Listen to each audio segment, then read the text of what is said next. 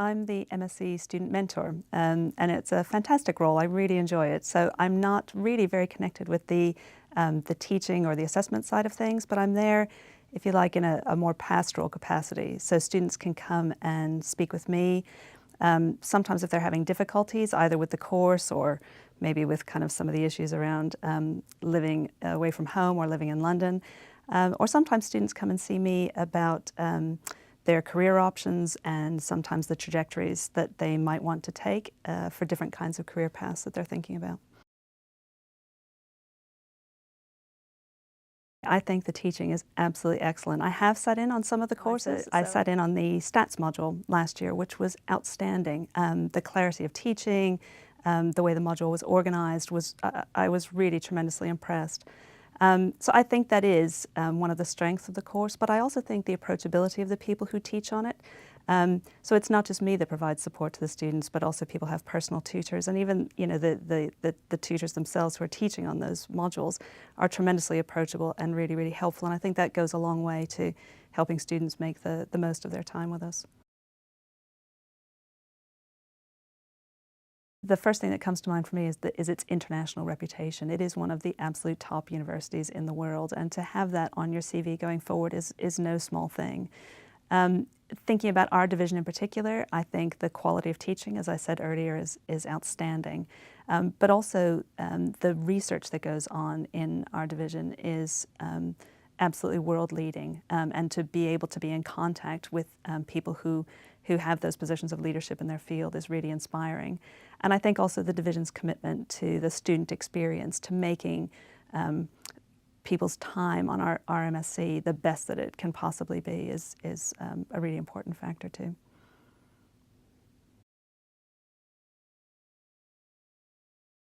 Students can make one-to-one appointments with me, and I see people for absolutely all sorts of reasons. So somebody contacted me not so long ago because they had no heat in their flat and weren't quite sure what to do about approaching their landlord. I've had people come and see me because they maybe are having some circumstances in their personal lives that are making it more difficult for them to fulfill the requirements of the course. But I think the majority of people that I see are people who want to talk about their career options or possibly talk about PhDs. And one of the things I think that the course does really well is open doors for people that they hadn't necessarily considered.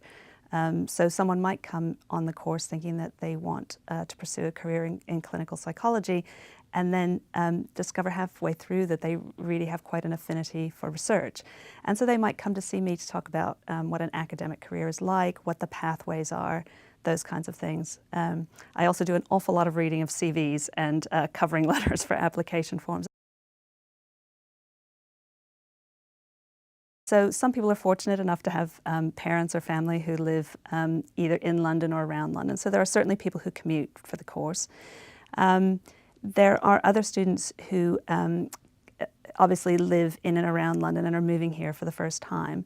So some students prefer to live in halls. It's a bit of a known quantity.